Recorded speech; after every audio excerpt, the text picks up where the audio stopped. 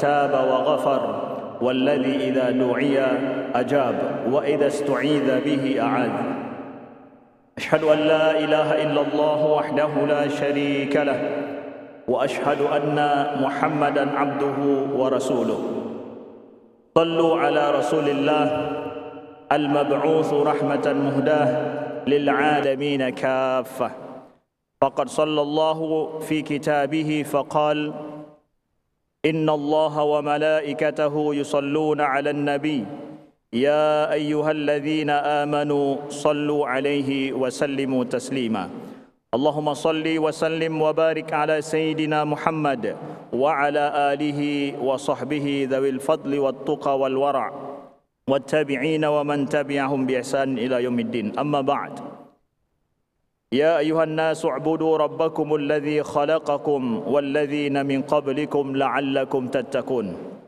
ولا تدعوا مع الله إلها آخر لا إله إلا هو كل شيء حالك إلا وجهه له الحكم وإليه ترجعون. Saudaraku sebangsa dan setanah air, saudaraku seiman dan seakidah yang Allah rahmati, Allah sayangi dan Allah rahmati selalu. Apa yang membedakan orang mukmin dengan yang bukan mukmin? Keistimewaan seorang mukmin itu paling kurang kita katakan bahwa seorang mukmin itu operating sistemnya itu jelas. Kalaulah kita paham bagaimana HP itu berfungsi, dioperasikan, maka operating system itu paling penting dalam menjalankan HP. Maka seorang mukmin adalah seorang yang memiliki operating system yang verified, yang handal. Yang dengan operating system yang handal inilah, maka segala pekerjaan, segala perbuatan itu dijalankan dalam kehidupan. Maka iman pada diri seorang mukmin, pada diri seorang muslim, iman inilah yang menjadikan dia istimewa daripada yang lain. Fa'lam annahu la ilaha illallah, kata Allah. Ketahuilah bahawa tidak ada Tuhan selain Allah. Iman, inti daripada iman itu adalah tauhid. Bagaimana kita beriman dan bagaimana kita meyakini bahawa sesungguhnya tidak ada yang berhak kita sembah, tidak ada yang berhak kita akui memiliki kerajaan dan kekuasaan dan pengaruh dalam hidup ini kecuali hanya Allah Subhanahu wa taala, satu-satunya Tuhan yang berkuasa, yang memiliki segalanya, memiliki sifat yang maha sempurna, itu hanya ada pada Allah Subhanahu wa taala. Dari keimanan yang sempurna, keimanan yang sederhana ini, keimanan yang sangat jelas ini, maka operating system seorang muslim, seorang mukmin itu handal adanya, simple adanya, tidak rumit. Maka dengan iman yang kuat inilah seorang muslim itu berbeda dengan yang lain. Makanya Allah sebutkan di dalam Al-Quran, وَمَا أَرْسَلْنَا مِنْ قَبْلِكَ مِنْ رَسُولٍ إِلَّا نُوحِي إِلَيْهِ أَنَّهُ لَا إِلَهَ إِلَّا أَنَا فَاعْبُدُونَ. Tidaklah kami utus rasul-rasul sebelum engkau wahai Muhammad, kecuali kami wahyukan kepada mereka, La ilaha illa ana, tidak ada Tuhan selain aku, kata Allah. Fa'budun, maka sembahlah aku. Jadi yang dibawakan oleh Nabi Muhammad, ini pula yang telah dibawakan oleh nabi-nabi sebelum beliau. Berarti keimanan tauhid ini adalah keimanan yang teruji dalam sejarah. Nabi Muhammad tidak membawa sesuatu yang baru untuk menjadi operating system bagi manusia, tetapi ini telah teruji dalam sejarah adanya. Nabi-nabi terdahulu diutus oleh Allah tak lain adalah untuk membawa iman yang sama, operating system yang sama ini bagi yang berlaku bagi manusia. Maka dengan demikian iman itu akan menjadi handal dalam diri seorang mukmin. Kemudian saudaraku yang dimuliakan Allah, apa yang membedakan kemudian seorang mukmin dengan yang bukan? Sesungguhnya orang mukmin itu adalah orang yang merasa dirinya dimuliakan oleh Allah Subhanahu wa taala karena dia memiliki pencipta. Kita seorang mukmin memiliki pencipta. Kita yakin kita ini diciptakan oleh Allah Subhanahu wa taala, dan setelah diciptakan kita dengan itu dimuliakan oleh pencipta kita. Firman Allah, fa idza sawaituhu wa nafakhtu fihi min ruhi faqa'u lahu sajidin. Allah berfirman, apabila telah aku sempurnakan penciptaan Adam itu, kemudian aku tiupkan ke dalamnya ruhku, faqa'u lahu sajidin, maka hendaklah tunduk kamu semua bersujud kepada Adam. Jadi manusia yang diciptakan oleh Allah itu manusia yang memiliki harga tinggi, harga mahal. Tidak murah dia, tidak receh dia. Tapi justru malaikat itu disuruh oleh Allah untuk tunduk patuh kepada dia. Sedangkan manusia yang tidak mau mengakui dirinya diciptakan Tuhan, tidak diciptakan oleh Allah, maka inilah manusia yang receh. Dia akan tidak ada memiliki nilai tawar, nilai harga. Kita yang diciptakan Allah, mengakui dan mengimani kita memiliki pencipta. Pencipta kita itu memuliakan kita. Walaqad karramna bani Adam, kata Allah. Wa hamalnahum fil barri wal bahr wa razaqnahum minat thayyibat wa faddalnahum ala katsirin mimman khalaqna tafdila, kata Allah. Sungguh telah kami muliakan anak Adam itu. Kemudian kami angkut mereka di daratan dan di lautan, dan kami berikan kepada mereka rizki yang baik-baik, dan kemudian kami benar-benar lebihkan mereka di atas penciptaan kami dengan selebih-lebihnya. Allah banyak menciptakan makhluk, tapi Allah katakan wa faddalnahum ala katsirin mimman khalaqna tafdila. Sungguh telah kami lebihkan, kami utamakan anak Adam itu, manusia ini, di atas ciptaan-ciptaan yang lain, kata Allah Subhanahu wa taala. Maka seorang yang memiliki pencipta, yakin dia beriman akan tauhid kepada Allah selaku pencipta, dia memiliki nilai, memiliki harga yang tinggi. Ada karamah insaniyah, ada di sana kemuliaannya. Ada kemuliaannya. Sedangkan mereka yang tidak meyakini ada pencipta, mereka akan buat nilai tawarnya sendiri. Produk itu adalah dia buat sendiri nilai tawarnya. Sedangkan kita yang memproduksi, kita menciptakan, kita telah membuat harga yang tinggi, saudaraku yang dimuliakan Allah. Maka berbahagialah menjadi seorang mukmin yang mengakui akan pencipta Allah Subhanahu wa taala. Kemudian saudaraku yang dimuliakan Allah, bukan cuma sampai ke situ. Pencipta kita telah menundukkan segala sesuatu itu untuk kita yang diciptakannya, hambanya ini. Allah berfirman, وَسَخَّرَ لَكُمُ الْفُلْكَ لِتَجْرِيَ فِي الْبَحْرِ بِأَمْرِهِ وَسَخَّرَ لَكُمُ الْأَنْهَارِ. Sungguh dia telah menundukkan kepada kalian laut itu untuk supaya kalian bisa untuk berlayar di lautan dengan kehendaknya. وَسَخَّرَ لَكُمُ الْأَنْهَارِ. Dan juga sungguh dia telah menundukkan bagi kalian sungai-sungai. Begitu juga kata Allah, وَسَخَّرَ لَكُمُ الشَّمْسَ وَالْقَمَرَ دَائِبَيْنِ وَسَخَّرَ لَكُمُ اللَّيْلَ وَالنَّهَارِ. Sungguh dia telah menundukkan matahari, menundukkan bulan, yang semua yang keduanya itu tetap berjalan pada orbitnya. وَسَخَّرَ لَكُمُ اللَّيْلَ وَالنَّهَارِ. Dan ditundukkan bagi kalian, kata Allah, malam dan juga siang hari. Itu semua ditundukkan bagi kita. Pada saat kita percaya kepada Allah, pencipta segalanya, beriman dengan tauhid kepadanya, kita lihat bahwa bagaimana pencipta kita menundukkan segala sesuatu di sekeliling kita bagi kita, berkhidmah untuk kita. Maka tidak ada perasaan memusuhi lingkungan, tidak ada perasaan memusuhi orang lain. Kenapa? Tuhan pencipta telah menundukkan itu untuk berkhidmah bagi kita. Maka hiduplah kita seorang mukmin ini secara harmoni sekali dengan lingkungan di sekitarnya. Setelah itu saudaraku yang dimuliakan Allah, orang yang punya iman dan bertauhid itu handal adanya karena apa? Dia memiliki kemerdekaan diri. Seorang mukmin yang bertauhid benar kepada Allah, dia memiliki izzah, kemuliaan dan kemerdekaan diri. Suatu kisah ketika seorang panglima Islam bernama Rib'i bin Amir, ketika dia berdiri di depan raja Persia terakhir sebelum ditaklukkan, yaitu Rustum. Ketika dia berdiri di situ, kemudian Rustum bertanya kepada Rib'i bin Amir, Apa yang membuat kamu sampai ke tempatku ini? Ditanyakan oleh Rustum Raja Persia. Apa jawab Rib'i bin Amir? Allah ibta'athana linukhrija man sya'a min ibadatil ibad ila ibadatillah wa min dhaiqid dunya ila si'atiha wa min juril adyan ila adlil Islam. Kata Rib'i bin Amir, Panglima Islam, kata beliau apa? Allah telah mengutus kami untuk kami keluarkan dari penyembahan terhadap manusia kepada penyembahan kepada Allah bagi siapa yang berkehendak.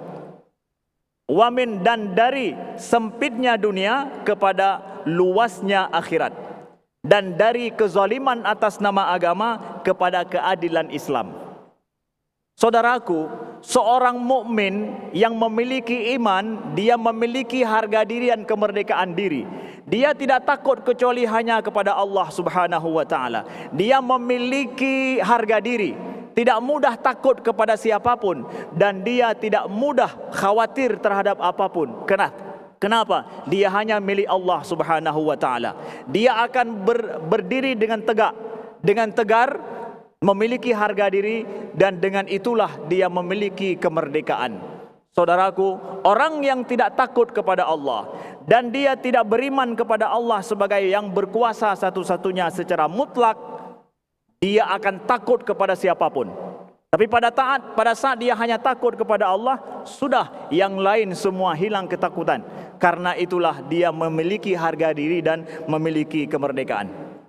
Selanjutnya, saudaraku, bagaimana iman kita yang ada dalam diri kita ini secara kontekstual bisa mempengaruhi pada kebaikan handalnya negara kita juga.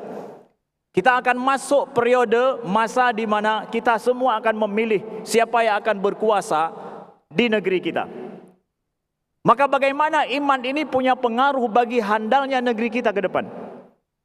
Ada beberapa hal yang khatib ingin sampaikan kepada saudaraku seiman dan seakidah dan sebangsa serta setanah air. Yang pertama adalah bagi yang memilih, kita rakyat biasa, kita memiliki pilihan. Siapa saja anak bangsa ini memiliki pilihan. Maka amanah daripada Nabi SAW, kalaulah kita bertauhid, kalaulah kita punya iman, kita memiliki Allah yang menciptakan kita, dan Rasulullah sebagai teladan kita yang sunnahnya kita ikuti. Sabda Nabi SAW, "Idza duyi'atil amanah fantadhiris sa'ah." Ini kita yang akan memilih nanti pada saat menentukan siapa yang akan berkuasa di negeri ini. Rasulullah bersabda, "Idza duyi'atil amanah fantadhiris sa'ah." Apabila amanah itu dihilangkan, disia-siakan, tunggulah kehancuran. Lalu sahabat bertanya, "Ya Rasulullah, kaifa ida'atuha?" Bagaimana menyia-nyiakan amanah itu? Sabda Nabi, "Idza usnidal amru ila ghairi ahli fantadhiris sa'ah." Apabila diberikan perkara pada yang bukan empunya, bukan orang yang punya kapabilitas di situ, fantadhiris sa'ah, tunggulah kehancuran, kata Nabi SAW. Maka ingat saudaraku, pilihan kita itu menentukan kapabilitas tidaknya orang yang akan mengurus kita nanti. Ini adalah pesan daripada Nabi SAW. Kemudian kita yang memilih juga ingat pesan dalam Al-Quran. Ketika permasalahan talak, ada terjadi cekcok rumah tangga antara suami dan istri. Apa firman Allah? Ini cekcok masalah rumah tangga loh, bukan masalah negara. Masalah rumah tangga yang mungkin cuma 2 orang di dalamnya. Apa firman Allah dalam surat At-Talaq? "Wa ashhidu dhawai adlim minkum wa aqimu syahadata lillah. Dzalikum yu'adzu bihi man kana minkum man kana yu'minu billahi wal yaumil akhir wa may yattaqillaha yaj'al lahu makhraja." Maka tegakkanlah syahadah kepada Allah. Betul-betul tegakkanlah kesaksian itu karena Allah. Ada 2 orang yang cekcok dalam rumah tangga suami istri, perlu di sana ada rujuk atau talak, ada 2 orang saksi yang adil. Maka Allah berfirman, tegakkan kesaksian itu karena Allah. Kesaksian apa? Kesaksian dalam masalah cekcok rumah tangga 2 orang. Ini kesaksian yang akan kita berikan bagi orang yang akan mengurus negara kita ini. Itu jauh lebih besar masalahnya daripada urusan rumah tangga. Akankah kita bersaksi bukan karena Allah? Bersaksi karena uang? Di mana hati nurani dan iman kita? Urusan rumah tangga saja, aqimu syahadata lillah, tegakkan kesaksian karena Allah. Bagaimana dengan urusan negara yang ada umat Nabi di situ 280 juta lebih umat Nabi sallallahu alaihi wasallam? Tidakkah lebih pantas kita tegakkan kesaksian karena Allah? Kemudian terakhir adalah bagi yang ingin berkuasa. Saudaraku yang dimuliakan Allah, siapa saja yang ingin berkuasa telah diberikan hak siapapun untuk berkuasa di negeri ini. Tapi ingat daripada pesan Nabi sallallahu alaihi wasallam untuk menjadi seorang penguasa nantinya yang lebih handal. Apa sabda Nabi sallallahu alaihi wasallam? Kata Nabi, "Innakum satahrisuna 'alal imarah wa satakunu nadamah yaumal qiyamah." Kata Nabi, kalian akan berambisi untuk berkuasa, dan ingat kekuasaan itu bisa menjadi penyebab daripada kesesalan nantinya. Orang yang berambisi kepada kekuasaan, hati-hati, nanti itu bisa menjadi, kata Nabi, nadamah, penyesalan nanti di hari kiamat. Kecuali apa? Kecuali yang kata Nabi di dalam hadis beliau terhadap Abu Dzar, kata Nabi, illa man akhadhaha bihaqqiha wa adda alladhi alaihi fiha. Kecuali yang tidak akan menyesal nanti di hari kiamat, siapa? Mereka yang mengambil kekuasaan itu dengan benar dan menjalankannya dengan baik pula sesuai dengan aturan yang berlaku. Itu kata Nabi yang tidak akan menyesal nanti hari kiamat. Maka dari sini saudaraku yang dimuliakan Allah, boleh silakan mencari kekuasaan siapapun kita, tapi ingat kepada apa yang Nabi Yusuf sebutkan di dalam Al-Quran. Nabi Yusuf meminta kekuasaan. Apa kata Nabi Yusuf? Qala ja'alni ala khazainil ard inni hafizun alim. Kata Nabi Yusuf, jadikan aku sebagai bendaharawan negeri Mesir. Sesungguhnya aku adalah sangat pintar dalam menjaga dan sangat paham. Siapa yang ingin berkuasa, menjadi calon legislatif atau menjadi presiden juga, buktikan, karena kalau Anda menginginkan, kalau kita meminta kekuasaan ini, buktikan, hafizun alim, aku sangat pintar menjaga amanah dan aku sangat paham dan sangat tahu. Nabi Yusuf membuktikan itu ketika kekuasaan itu beliau minta. Maka ini amanah dari Al-Quran. Kami ingin sampaikan kepada kita selaku rakyat yang akan memilih nanti dengan amanah, dan insya Allah akan ada nantinya pemerintah atau penguasa yang mengurus urusan umat yang insya Allah juga amanah adanya terhadap umat. Mudah-mudahan Allah jaga negara kita ini lebih baik. Dengan iman kita yang handal ini melahirkan penguasa-penguasa yang mengurus urusan umat yang handal pula. Aqulu qawli hadha wa astaghfirullah li wa lakum ud'ullaha wa antum muqinuna bil ijabah.